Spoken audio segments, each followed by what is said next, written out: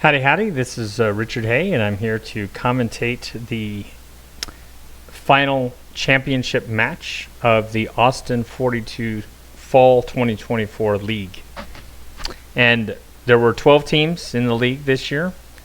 I was one of them with Deb Ebersol, but we were 4-7 out of the 11 matches, and so there were maybe there were 11 teams. Anyway, whatever. Or there were 12 teams and everyone played 11 matches against the other 11 teams. I was 4-7 and we did not, with Deb, and we didn't qualify for the playoff. The top 6 teams qualified.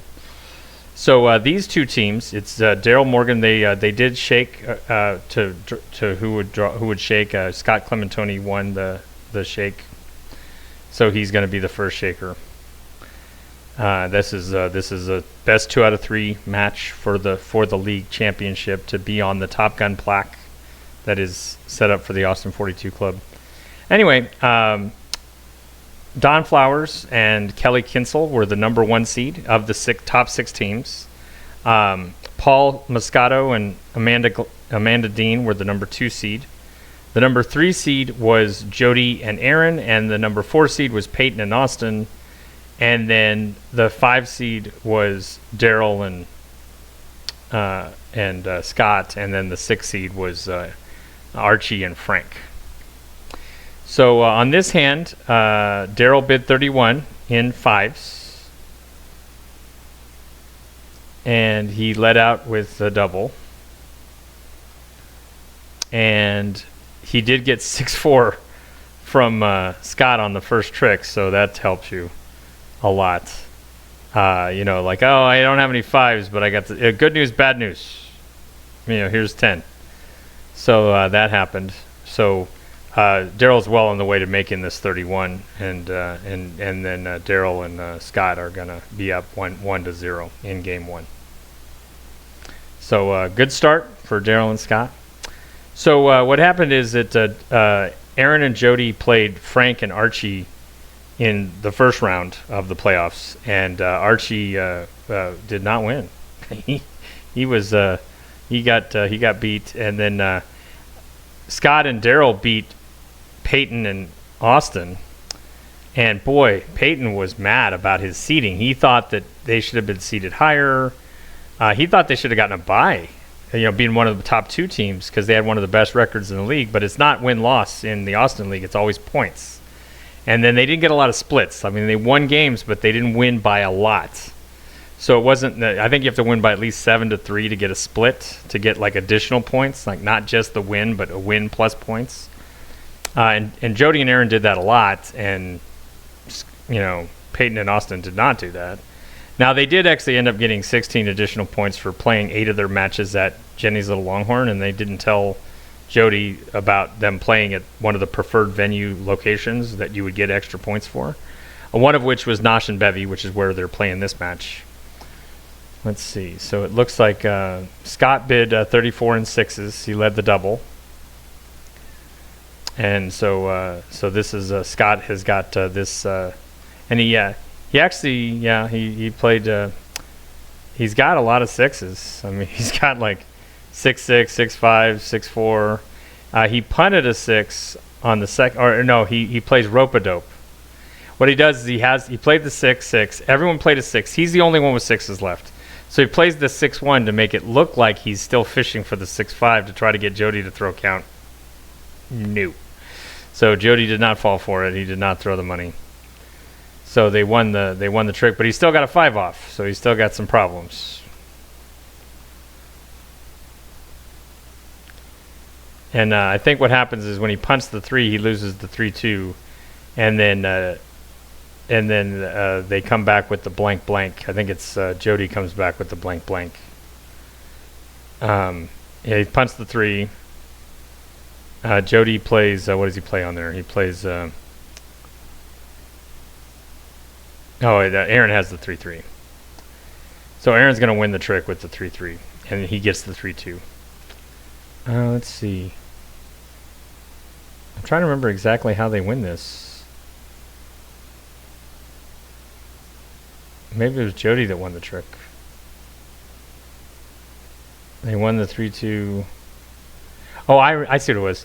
He played the 3-1. Jody played the 4-3. Aaron had the higher 3, but he didn't have to. He ducked it, so he left Jody in the lead. So then Jody could lead the blank blank, gets Aaron's 5 blank 5, and then 2 nickels and 2 tricks. No go 31, and he bid 34. So he gets set. So Scott got set. So now it's 1-1 in game 1. That's where what happened right there. So yeah, and it's always an interesting, type of deal when you're watching. Let's see here.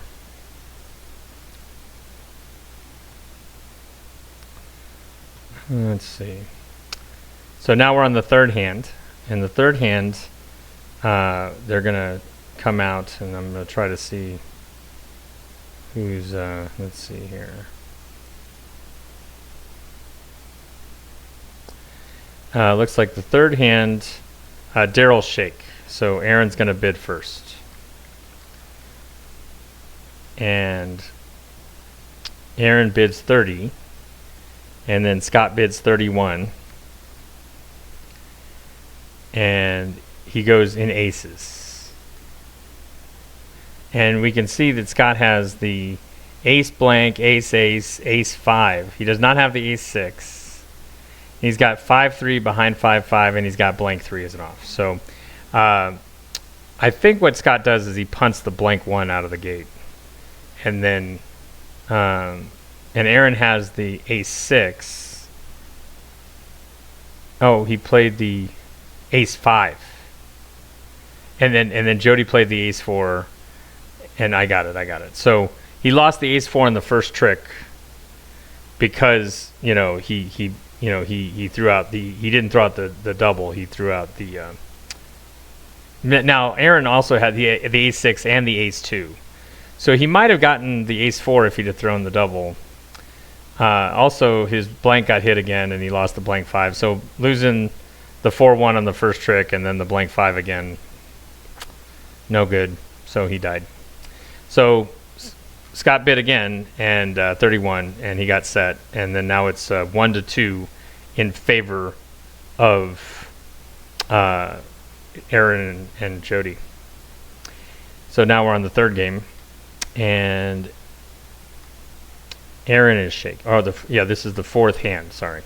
So it's 2-1 in favor of Aaron and Jody, and it's the fourth shake, and that's Aaron because Scott started. So anyway, they both won their first round matches, and then both of them beat the higher seeds. So Darrell and Scott beat they beat Don Flowers and Kelly Kinsel to make this final. And Aaron and Jody beat Paul and Amanda to make this final. So it's really the 3 seed and the 5 seed of the 6 seeds that are playing in this final for the championship, for the league to get on the plaque. So Scott bid 35 in 6s, and he's got a lot of them. Actually, in this case, Scott ends up dying because he has a 2 blank and a 3-1 off, and he's got a bunch of 6s. So one of the problems is that he waits until the 5th trick, I think, to throw the 3-1. And it just gives both of the other players, the opponents, a chance to void stuff. Now, if you look at Jody's hand, he's got the 2-2, he's got the 5-2, he's got a number of 2s.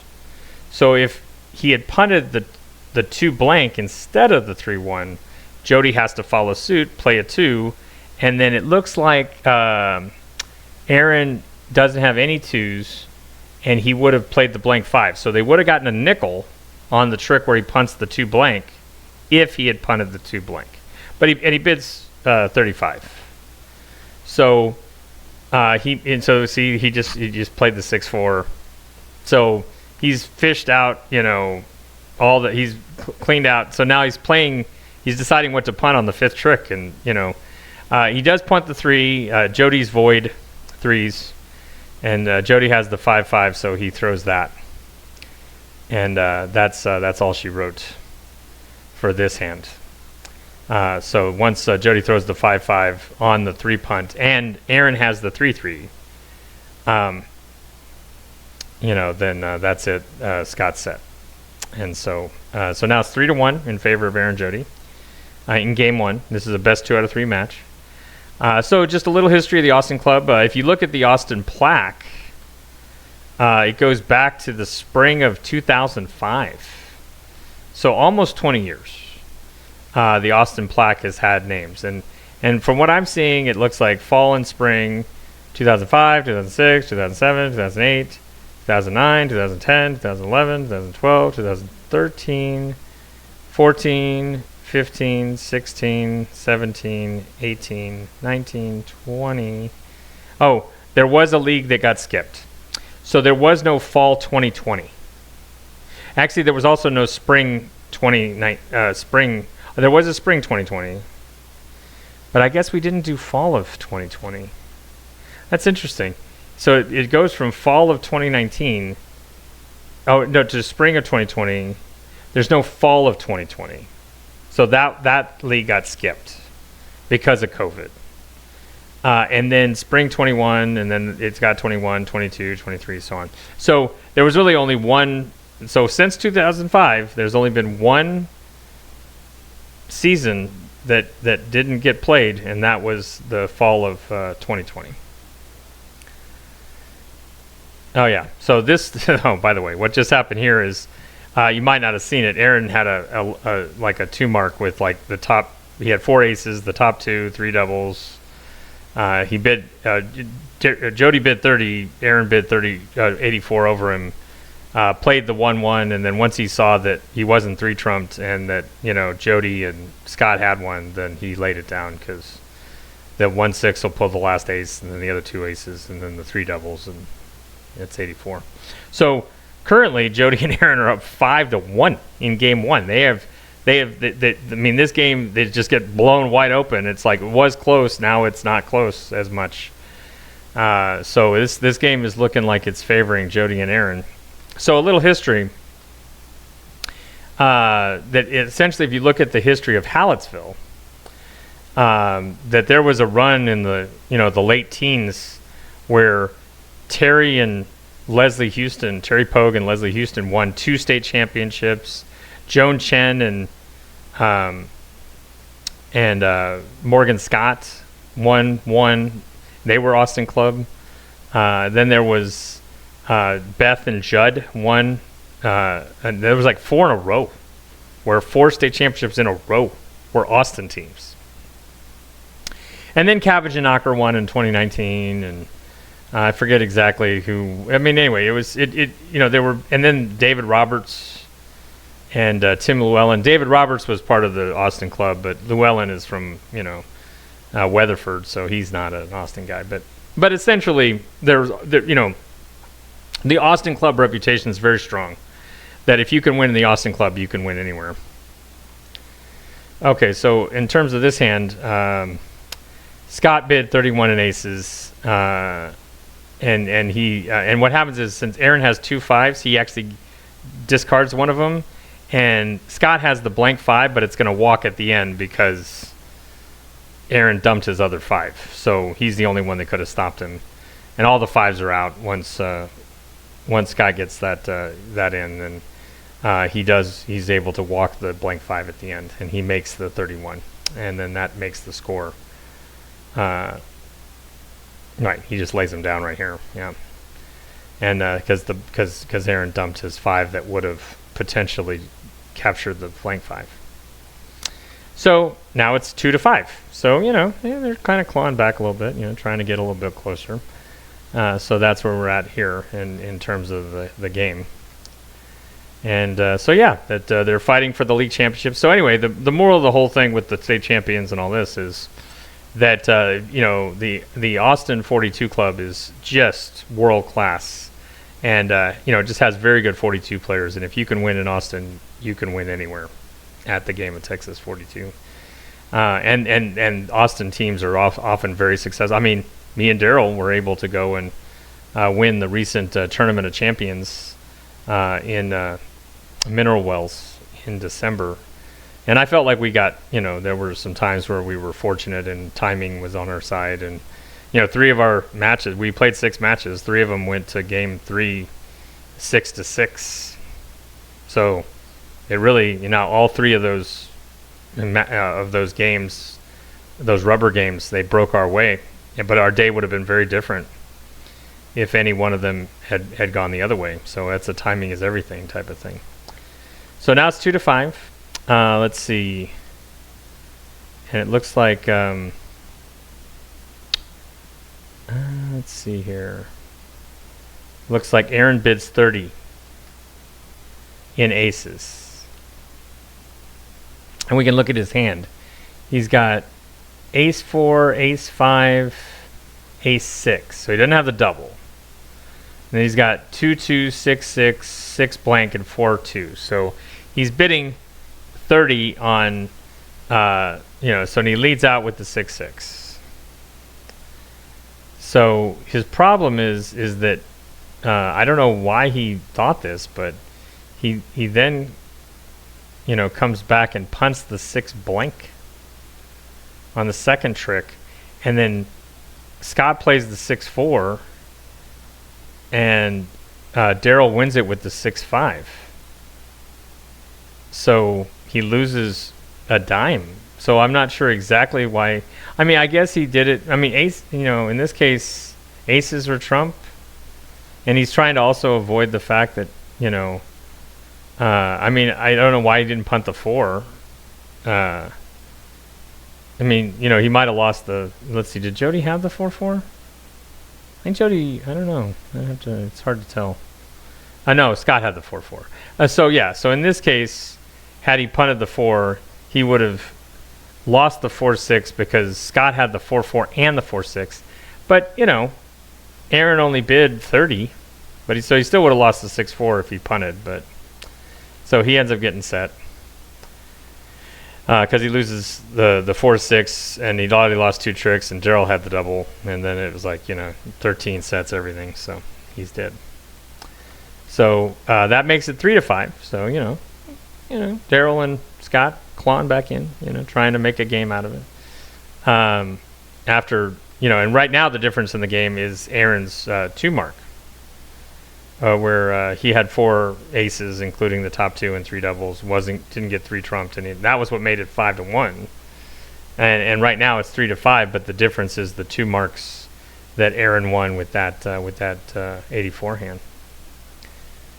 So Aaron's shaking now, and I believe the result of this shake is that everyone's going to pass. So they must be drawing hot garbage. And I mean, we could look a little bit at what the hot garbage is. I mean, you can look at the screens to see what they're drawing. Let's see. It looks like Scott has 5-5, and he's got 5-1. He's got 3-2 off. He's got a little Noah's Ark hint. So you can see why Scott passed. Aaron has 6-5, blank 5, does not have the 5-5. It's got a couple like 1-1, 2-2, 3-1, 3 blank, 4-4. So he's got some doubles, but he's got a couple of 5-offs, does not have the double, doesn't even want to bid 30. Aaron did shake. Everyone's going to pass, and then Aaron's also going to pass, and they're just going to move it on to Scott's shake. And it'll stay 3-5. So that's what's going on right now. But so they're pushing him in. That's it for that attempt. Game is still 3-5. So they're going to shake him up. Scott's shaking him up right now. And again, there's a 2 out of 3 match. Anyways, so the moral of the story is on the plaque, and I'll show the plaque at the end. You can see that Aaron has won the Austin League 5 times. And the last time was in 2016, so 8 years ago, with Jody.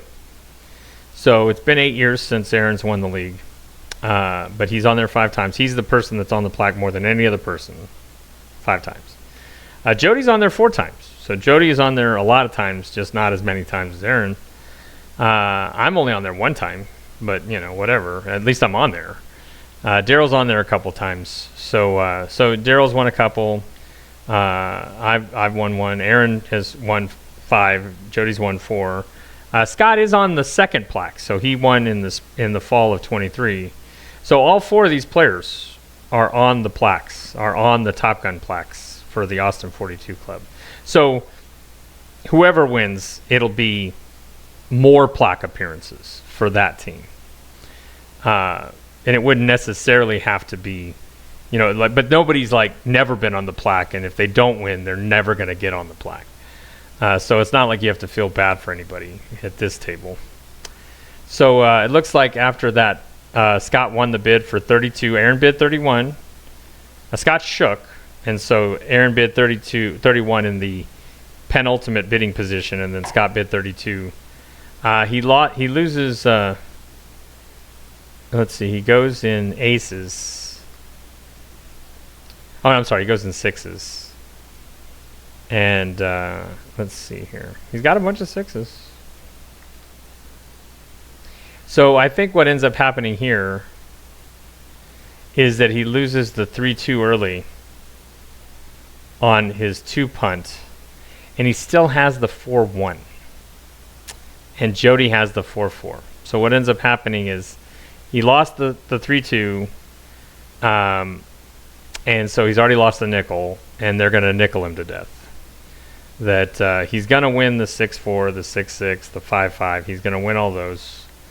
And then he's going to have to lead the 4-1 at the end, and Jody's got the 4-4, and he dies because he loses the 2 nickels and the 2 tricks, and 12 is too much for a 31, which is what he bid. So that's going to make it 3-6 in favor of. We're just waiting for him to die, play the 4-1, and have Jody murder him. So that's happening here in a minute. We can just watch the moment that Scott down here, that throws his 4-1. Jody plays the 4-4. No. So they lost. So that's 6-3. So now it's now we're at the final hand, or at least Aaron and Jody are on the pole. 6-3. Game 1. Best 2 out of 3 match. Winner gets on the plaque. So that's what's going on right now. So Jody shakes it, and it looks like everyone's going to draw. Look at this hand that Aaron draws. It's a laydown, 2 mark. He doesn't bid 2 marks because they don't need 2 marks. They only need 1. So he bids 41. So starts out, Darrell bids 35 on his hand. And then Aaron bids 41, and then Scott goes ahead and just takes a shot and bids 84, which is the right move because Aaron's going to win his 41 if he passes. Now, if we look at Scott's hand, he's got 2-2, 2-4, 2-3. No, he goes in 5s. He's got 5 blank, 5-1, 5-4, 5-4. They didn't have 5-6. It's really more of a desperation bid. But you look at Aaron's hand: 6-6, 6-5, 6-4, 6 blanks, an insurance 6, including the top, and he's got 4 6s, top 3, 3 doubles, lay down. So Aaron could bid 84, but he's not going to do that because he doesn't want to give them a chance to bid 3 and then potentially make it and tie the game at 6. So this is a strategy play where you bid 41 because the opponent can still go 2 mark, but they can't go 3. And they're behind. So, he understands that they might take the Geronimo shot and hit. They might get lucky. Maybe they got a bunch of low doubles and then all his pips don't matter. That happens. So in this case, Scott bid in 5s. Aaron had the 5-5, and they die immediately. So this game is over. So what I will do is I'll show the game 1 score sheet here at the end. Let's see here.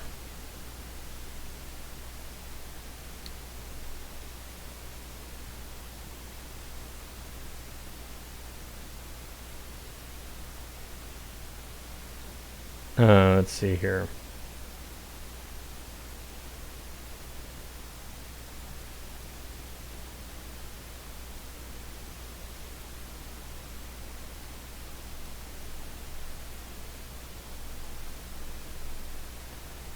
Let's see here. Hold on.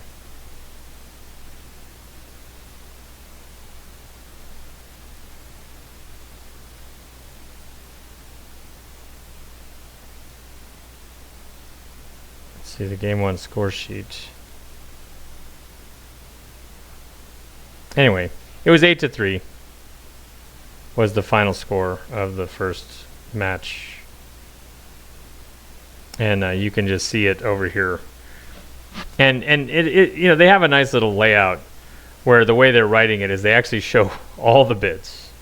So it shows you who the shaker is, Jody, Darrell, Aaron, Scott, who, you know, and the red circles are who is the first bidder based on the shaker.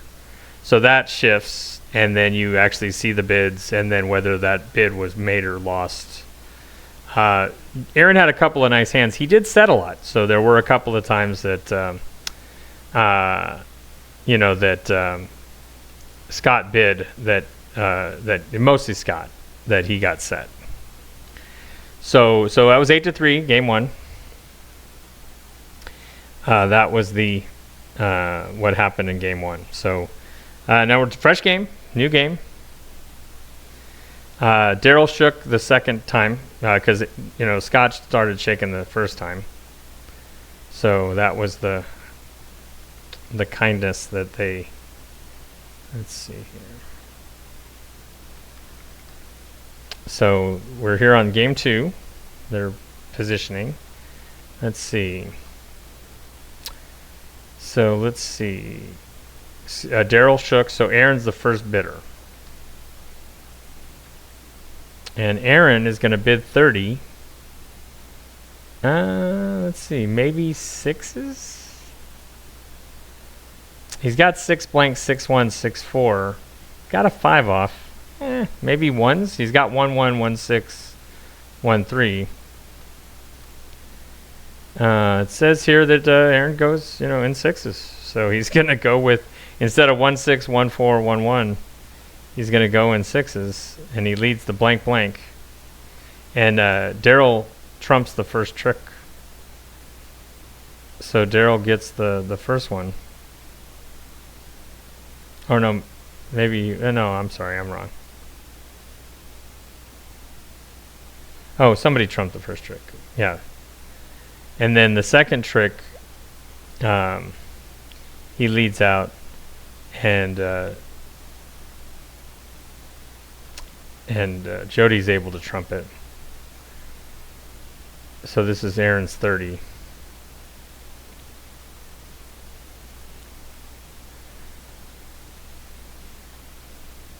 And so Scott had the 6-6, so he gets the lead, and then he leads the 3-3.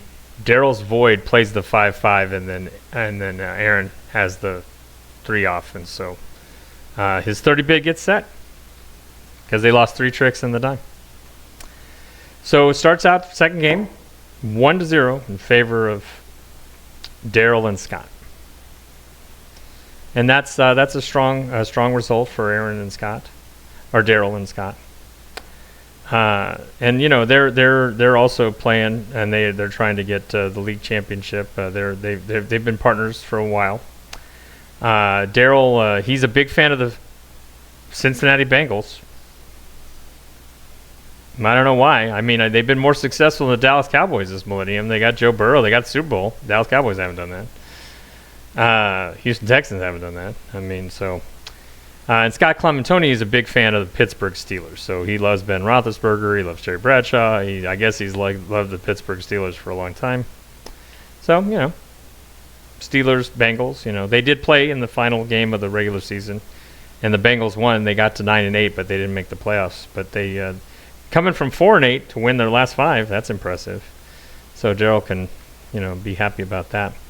So on the second hand, Aaron bids. Let's see what happens here. So what happens here is that, let's see, who shook? Aaron shook, right. So Scott bids 31, and then Jody passes. Darrell bid 35, and then Aaron bids 36 with the 5-1 and the 4-1 off. Now, the logic of this is clear. This is what I would call like an attempt to try to win a mark that you otherwise would absolutely lose. So, Darrell, was bidding 35 and has both dimes. As it turns out, Aaron's got 5 blanks. He's got the top. I think he's actually got the top 5. The ones he's missing are like 2 blank and 1 blank. So he's just got to decide whether to punt the 5 or punt the 4, both of which can murder his 36 bid. Now, it turns out either way is dead. Because Scott, as you can see by looking at the hand over here, Scott has, let's see, there we go. Scott has the 4-4. Darrell's got both dimes. So if he punts the 4-1 specifically, Scott's going to play the 4-4. Darrell's going to play the 4-6. Dead. 16, gone. And he can only lose 6. So, too much. If he punts the 5-1, which is what he actually does do, Darrell's got the 5-5, also dead. So, either way, Darrell's going to play a dime and kill him. In this case, it happens to be death by 5 instead of death by 4. But you can also understand the logic of why Aaron bid 36 over Darrell's 35, is that he sees that Darrell has a solid hand and that he's likely to make it. He would have made it. And that, that's the reason that he doesn't, that he bids 36 is because he's got 5 blanks. He's got the top 5 blanks. And he does have to try to figure out what to punt, and maybe one of the ways is a way out and one of them is death, but it turns out they're both death. So he's not going to send anybody with blanks, is essentially the moral of the story. And so, he did have 4-1, he did have 5 blank. Maybe he should have tried to nickel him, and see if he could have set him. Here's where, he plays, he plays the 5-1. Darrell's got the 5-5. Nix. So he gets set. So now it's 2-0 in favor of Darrell and Scott. So essentially, they both played their way through the top 6 seeds of the Austin League to make it to this final, which is being played at Nosh and Bevvy, and I should shout out to Nosh and Bevvy. They've been very accommodating. Nosh and Bevvy is where the Austin club typically plays on Thursdays. Comes together, has fun games. League matches are also sometimes played. And if you come on Thursday evening and play your league matches on Thursday evening, you get bonus points. You get additional points for playing at Nosh and Bevvy on Thursday. Because the idea is to encourage people to gather and play at the same time so more people see other people and you get more socializing. That worked. We did that this league season, and Thursday nights. I think one time we had, I don't know if it was 5 tables, but it was a lot of tables. It was at least 4 tables. So that's good. 5 tables is 20 people showing up, playing their league matches, playing the games in Nosh and Bevvy at that time. Heck, you only got 12 teams in the league, so if you got 10 of them playing matches, that's at one night. That's pretty good. Then people are responding, that they see that you're incentivizing doing that, and then they respond, and then they come together, and you get the desired result, which is a community game. So let's see. So Aaron. So this is the third hand. Darrell bid 35 and 4s. Jody has the double. He wins the first trick. He throws the 2-2. He gets the 3-2, and then he has the 3-3. And he hits one of Darrell's off. That's a 3. Yeah, and and that was too much. Because he bid 35. He loses a nickel and 3 tricks, which is 34. So that was what set Darrell there. Was he probably should have been 34, but whatever. He lost. So then now it's 2-1 in favor of Scott and Darrell. So this game 2, they need to win this game to force game 3 to try to get on the plaque. The winner of this match, this best 2 out of 3, the winner is going to win the league. They're going to go on to be crowned the fall 2024 Austin 42 league champion. Get on the plaque. I think there's some money also, but basically you're the league champion. So and you get on the Top Gun plaque. So that's always appreciated, and it's a nice way for the club. I mean, I've been asked a lot frequently, like where are there clubs in Texas? So I would say the most established clubs that I've seen are Abilene has a very active club. They play weekly. They have a really good gig with the senior center there. Fort Worth obviously also has a really good club that they meet at the Blue Star Oyster Bar on Tuesdays in Fort Worth, and then they call it 40 Tuesdays. Yeah, see what they did there. That's cool. So the Fort Worth club, very established. So the Austin, Abilene, and Fort Worth clubs are probably the most established clubs that I've seen in Texas. San Antonio's trying. I mean, they try to get together. Houston has a North Houston Facebook page, and they I don't know if they get together weekly. I don't know if it's monthly or bi-monthly. You'd have to ask Katha Fields. She's kind of the one that runs the meetings at the pub. But they're trying to get something going in Houston. Now, Houston's a challenge because Houston is 2 hours from Houston. So everyone in Houston is going to have to drive like a spell to get to any gathering.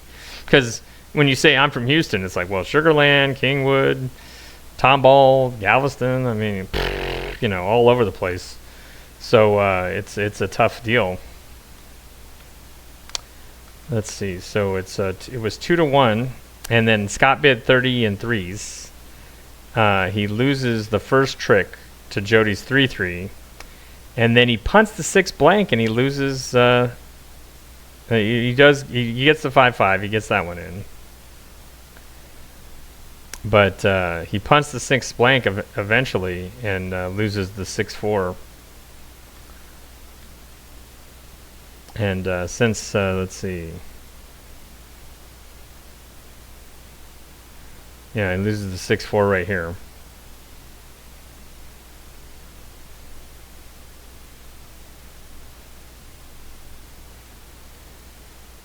Jody played it. And then, and then Aaron had the 6-5. So they haven't set him yet, but then now he comes back with another 6. And at the end, he has to play the 4, and Aaron has the 4-4. So he loses too much count.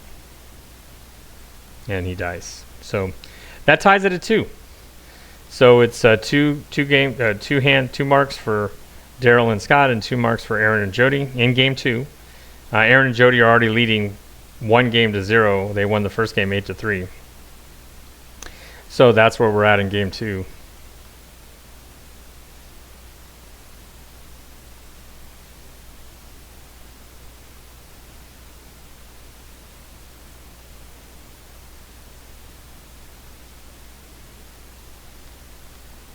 So one thing also about Darrell's 35 on the previous mark is that he went in 4s. He lost to Jody's 4-4, and then Jody came back and played a 4 to put Darrell back in the lead.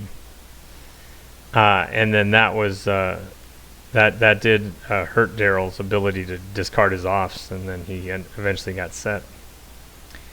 So that's another strategy. Like if the bidder punts out of the gate. Then if you win the trick with the high trump, then come back with another trump and try to force them to basically stay in the lead and not discard offs. Because a lot of times they're punting out of the gate because they've got some terrible domino they don't want to lead. So make them lead it. I mean, that's essentially the thinking in that strategy. So it looks like in this case, Scott bid 31 in blanks. does he punted, and then Darrell had the blank 6, so he was able to kind of help him. And he's let's see, and so Scott just gets rid of his 4-2 on Darrell leading a double. I think he does anyway.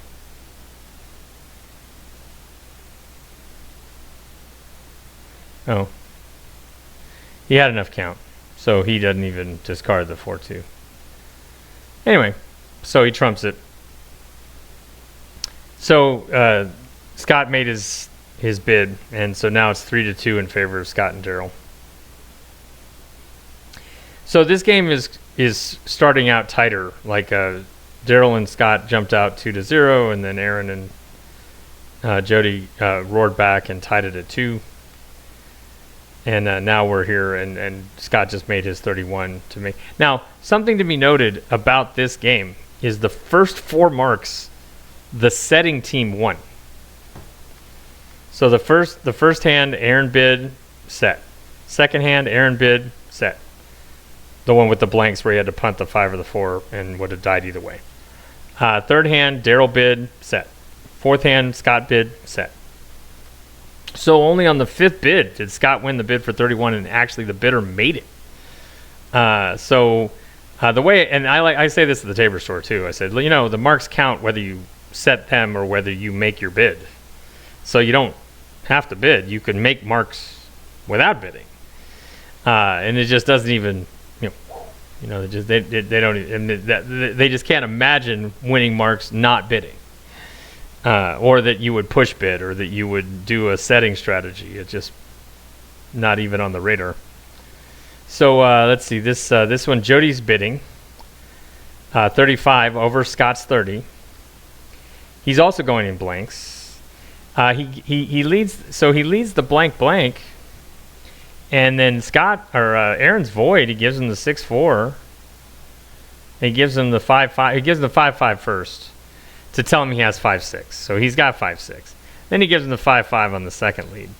Hey, I don't have any blanks. I'm going to give you 20 points.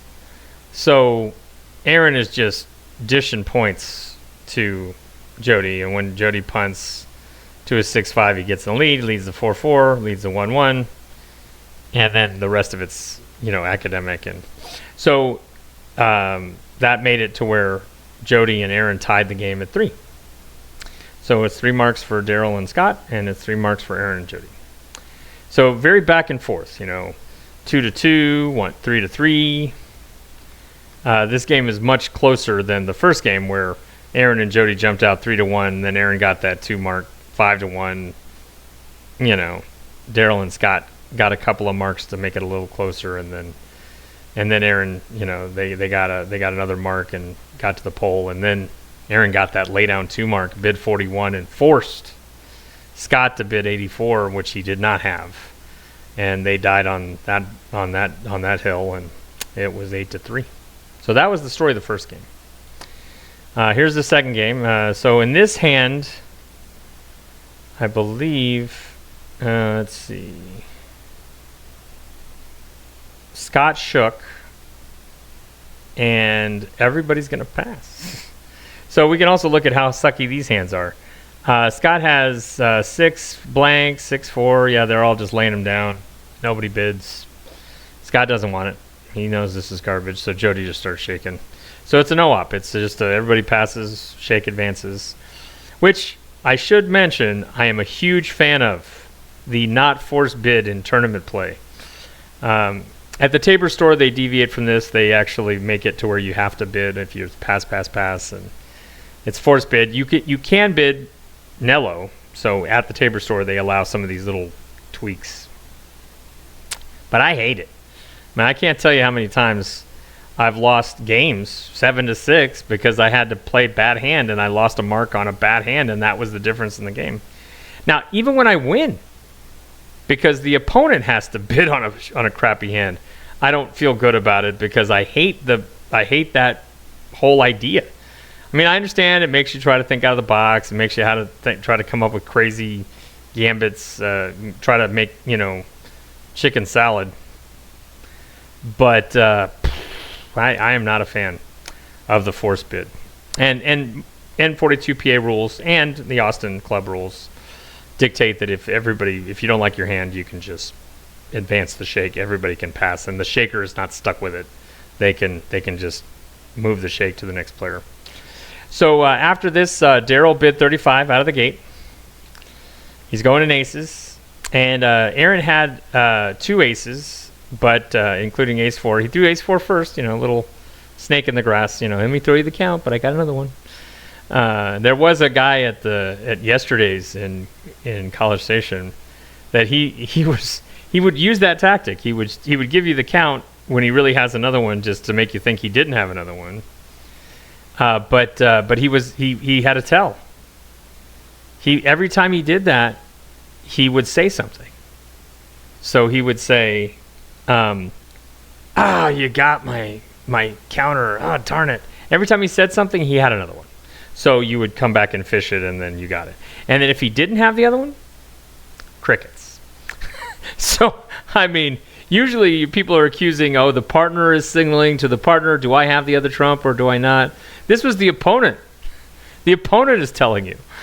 So don't, so this, I just point out these things because sometimes people have these little mannerisms or these little idiosyncrasies, and you're communicating things to the other team, maybe unintentionally, that can help them win. Really the best of poker face, if you're in trouble, don't show it. Don't be emotional about your reaction to a specific. One time I was playing in Madisonville at Los Cucos. It was what is the name of that place? Gringos, whatever it is. That restaurant they play at on Mondays. We're playing in there, and I'm playing with Leslie's son, Luke. And he goes 84, and he's got 6 winners and a straight 3 off. Or maybe he had a 3 behind a 3. I forget exactly what it was. No, it was a straight 3 off. I remember. And so I had like a bunch of doubles. I had like 3-3, blank, 3-3, 5-5, 6-6. I got like 4 doubles, and I'm trying to figure out which double do I hold to help Luke out if he's got a straight off. So I throw away on the 4th trick. I throw the blank. On the 5th trick, this opponent to my right played a 3, and I played the 3-3, and Luke goes, oh, and I'm like, oh man, what are you doing? It's like if they have any 3s, they're holding them like the house pearls right now. So he was lucky. Everyone threw away all their 3s, and his 3 walked. But I was like, yeah, you're gonna have to work on that poker face, buddy. Anyway, so let's see. Darrell went 35. He made it, so it was 4-3 in favor of Darrell and Scott. Here, I believe Jody bids 30 in doubles, and he leads. Now he gets lucky because Aaron's got blank and 5-5. So when he plays the 6-6, Aaron ducks it with the blank. He still has the 5-5. So Jody doesn't know where the 5-5 is, but Aaron's got it, so he doesn't have to worry about it. And they do end up coming back and making Jody's 30 because of the dominoes that Aaron had to complement Jody's hand. And that'll tie it at 4 here.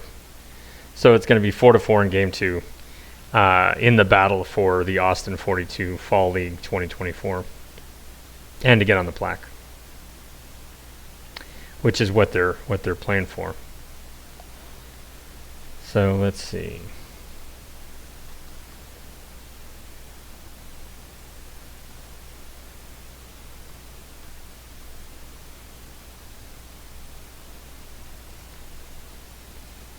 So let's see. This is going to propagate along.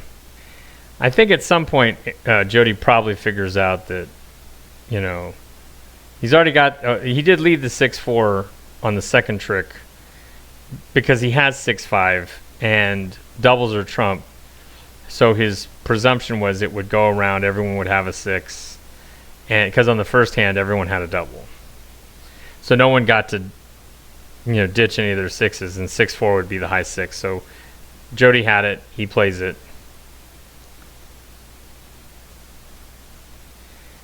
Yeah, so he did punt a 4 off and then lost that trick. Now, Darrell, I believe, is going to come back and let's see. He's going to play the 2-2. Aaron has the 2-5 and the 2-3. He's going to play the 2-5. So he basically, they got the 4 trick, 1 penny. He's going to throw the 2-2. He's going to lose a penny. Because Darrell's trying to figure out what to play that can set Jody's 30.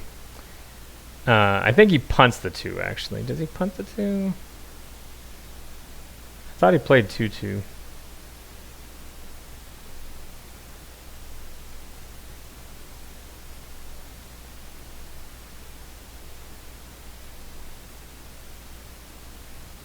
Oh, I see.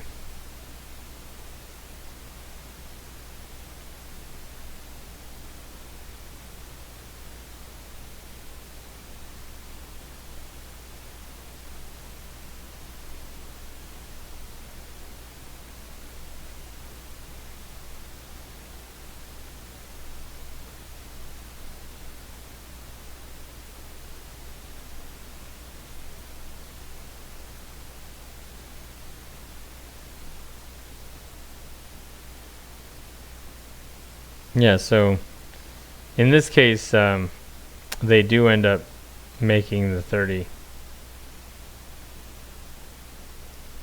Let's see what Jody's last domino is.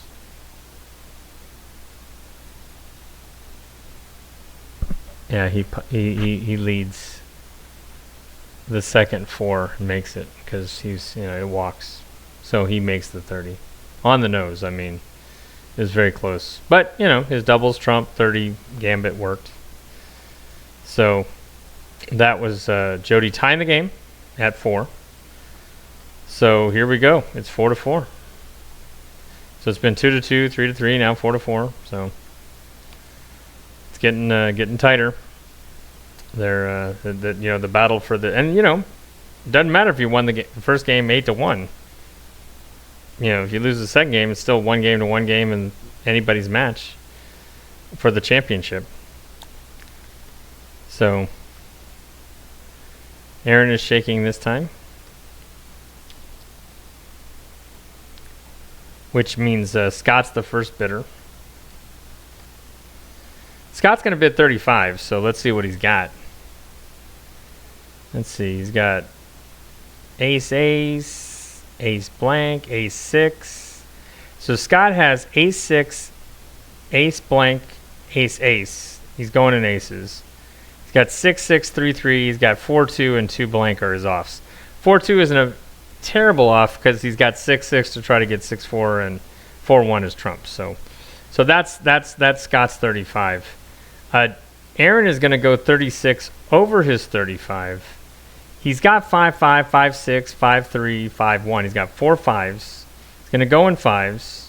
He's got this 3 3 blank and the 3 6 is offs, and he's got the 2 2. So Aaron is going to go 36 over Scott's 35. And he'll go in 5s because he's got 4 of them. And he's got the top 2. And as expected, he does go. He comes out with the bully dominoes, and he's pulling 5s.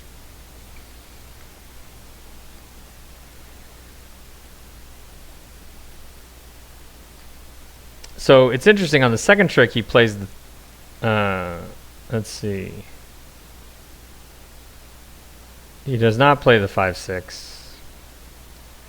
I think he plays the 3.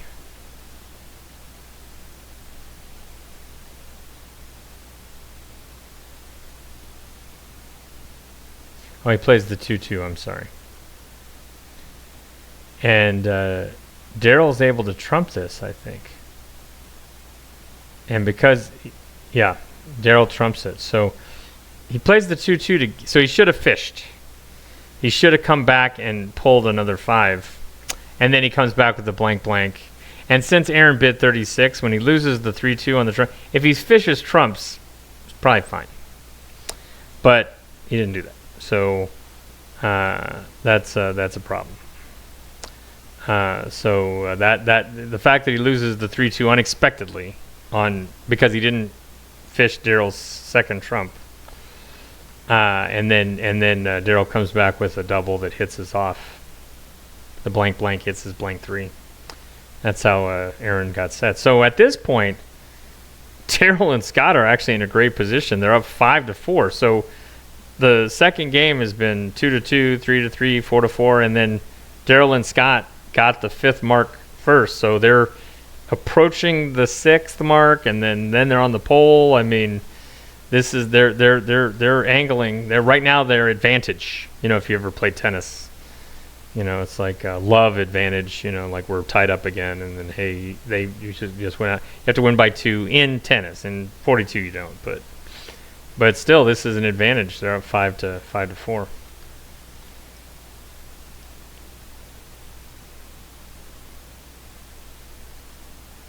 So on this one, Jody bids 35.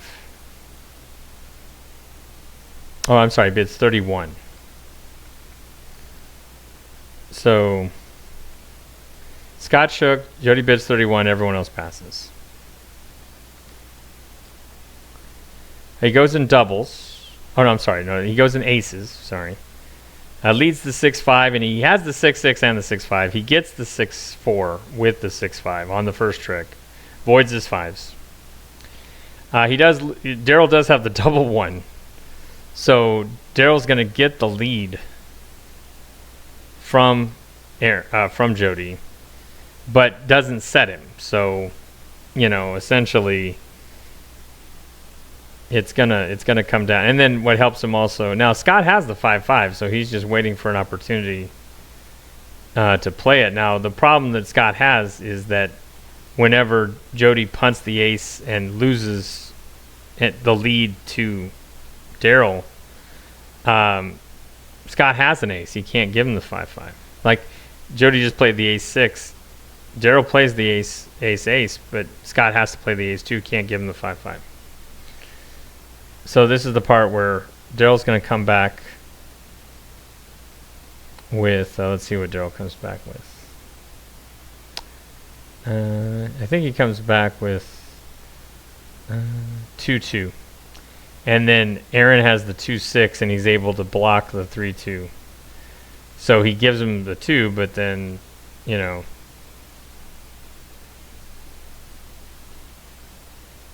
right, and Scott had a 2, so he couldn't give him the 5-5 again.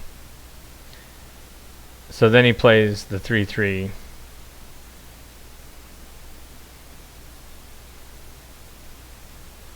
Yeah.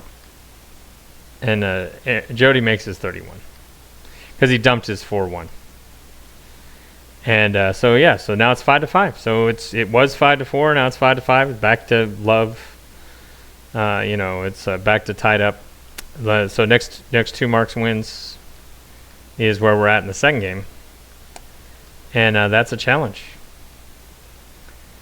for the for both teams. I mean, these are very tight matches. This second match especially. I mean, this is very just lots of thinking, lots of tough. Just what do I do? So that's this is those kinds of games where it just comes down to just a lot of just Ninja 42. Just both teams have experienced players, very good players. They're trying to think, how do I angle? How do I maximize my chance to win the mark? And it's 5-5. So 5-5. Aaron draws a great hand. The timing is great. So he's got blank, 6, blank 4, blank 1. He's got 4 blanks, the top 2. He's got 6, 6, 2, 2, 3, 2. So he's got 6 winners, assuming he's not 3 trumps, and a 3-2 off. So Aaron bids 36. I'm sorry. What does Aaron bid? No, Aaron bids 36. Yes, in blanks. And I think he bids it. Okay, so what ends up happening, so Jody shook, so Darrell had the first bid, and he bid 30, and then Darrell, and then Aaron bid 36, and he plays the blank blank and blank 6. Now he's the only one with 6s, or the only one with blanks, and he's able to. Then he punts the 3-2, and it turns out Jody has the 3-3, so doesn't even lose that trick. So they end up making all 7 tricks. They actually get 42, and it's over after that. So once he doesn't lose the 3-2, he just lays him over, and it's over. So that's like, and that put him on the pole. So timing, that they've been playing a strong game, and they just been fighting back and forth. And there's been it hasn't all just been monster hands by Aaron. It's been strategic bids, Scott overbid, setting the other team. Obviously the 2 mark in the first hand or the first game was huge, and then the 41 in the second game, which was a laydown 2 mark, that pushed Scott to a 2 mark that he didn't have. That ended the game. And then just now this textbook 36. 6 winners and a nickel off. He didn't lead the nickel off first. He fished trumps twice and then he led the nickel. But right. So let's see. So in this, Darrell just shook and everybody passed. So it went to Aaron. So Aaron is now the shaker, and it's still 6-5 in favor of Aaron and Jody. So. That's where we're at now.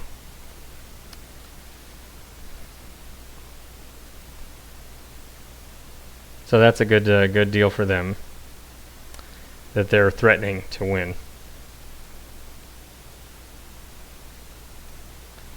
So here we go.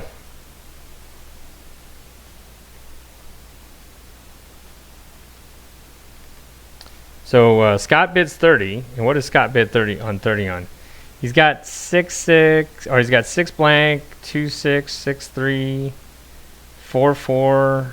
Oh, I guess Scott's bidding in 2s? Because he's got 2 blank, 2-1, 2-6. I mean, he's been 30. And then I guess he's got the 2-6 offs, but he's got the 4-4 to try to get the 6-4. I guess I can see a marginal 30.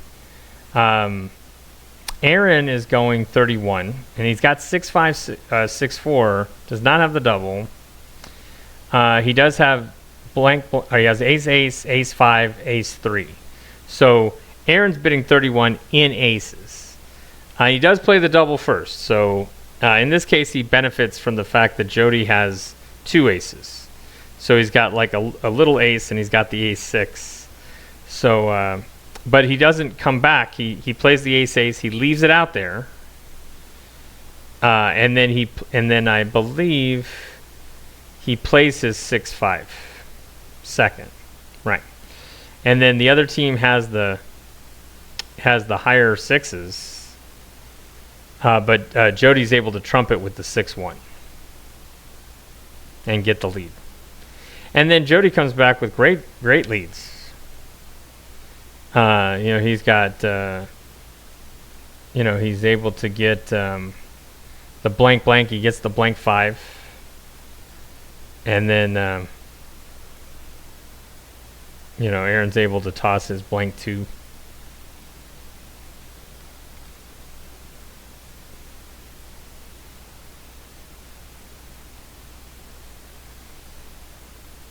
And then he throws the 3-3. Now here, Aaron has ace 3 and ace 5. He throws the 6-4 because he knows that only him and Jody have trumps, and Scott doesn't have any. So he knows he can give the count to Aaron or to Jody, and they're going to get it. Now he only bid 31, so he's already looking good. Scott still has the 5-5. He's looking for an opportunity to play it.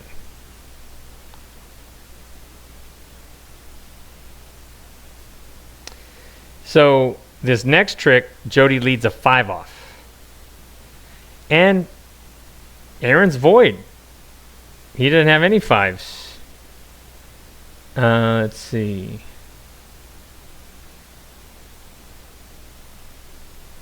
Yeah. So Scott has the 4-4. So if he punts the 4, I mean, it turns out Jody leads the 5 off. If Aaron trumps it, he's going to get the 5-5 because that's the only 5 that.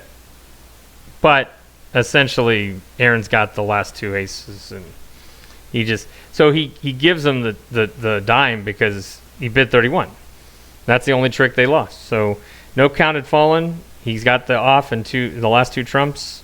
He plays the off even though Scott wins it with the 5-5 and gets the dime and the 11. So now it's all the handshaking. Let me bring up the game 2 score sheet. So you see that one was 7-5. So Jody and Aaron successfully won the Austin 42 Fall League for 2024 by defeating Darrell and Scott 2-0, 8-3, and so on. So here's the Austin plaque, just to give you an idea what it looks like. This goes back to spring of 2005. Like I said, the only season that got skipped was fall 2020 because of COVID. But every other season, there's champions listed. Aaron's on here 5 times, and now 6 times, and then Jody's on here 4 times now, 5 times. So they're the 2 most accomplished players on these plaques. And Darrell's on here several times. I'm on here 1 time. You can see I'm just kind of sneaking in there in spring 21. Anyway, so I'll see you at the tables, and have a great day.